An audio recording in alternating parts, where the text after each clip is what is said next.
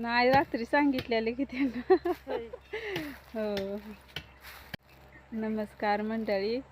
तर आज बघा मी आल्या जळणाला. माझ्याबरोबर आमच्या इथल्या एक मावशी आहे, ते बघा जळण तोडते ते दिसल्या का त्यांच्याबरोबर आल्या. म्हटलं बघूया तरी कसं कसं आहे. तर कुणीतरी आधी गरज तोडून टाकलेलं आहे जळण आणि थोडंसं आता घ्यायचं जायचं. कारण आता बघताय गॅसचं कसं झालं आहे प्रॉब्लेम, आणि आम्ही कावे असल्यामुळे जास्त करून चुलीचाच वापर करतो.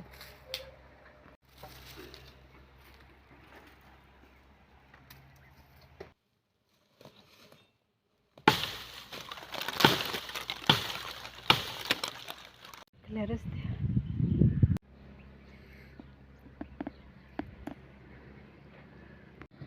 तुम्हाला माहित आहे का, आपल्या जनाबाईंची एक कविता आहे, अरे संसार संसार, तीच मला आता आठवते बघा.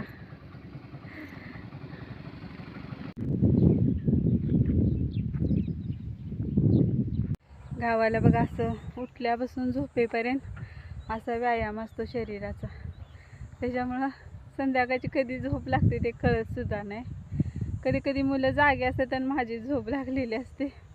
हे असं ही एक्स्ट्राची कामं घरातली नको म्हणतात, पण मीच आजूबाजूच्या बायकांच्या बरोबर येते.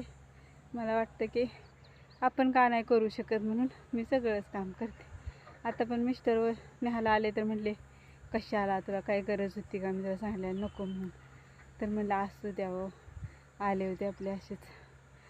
तर असं मला बरं वाटतं सगळंच काम करायला. असं वाटतं शाळा शिकलं म्हणून काय हे काम येत नाही का, ते काम येत नाही का, असं करत करत मी सगळी कामं करायला लागले बघा. आपल्या आजूबाजूचं वातावरण असं तसंच आपण घडायला लागतो. तसंच झालं आहे माझं पण.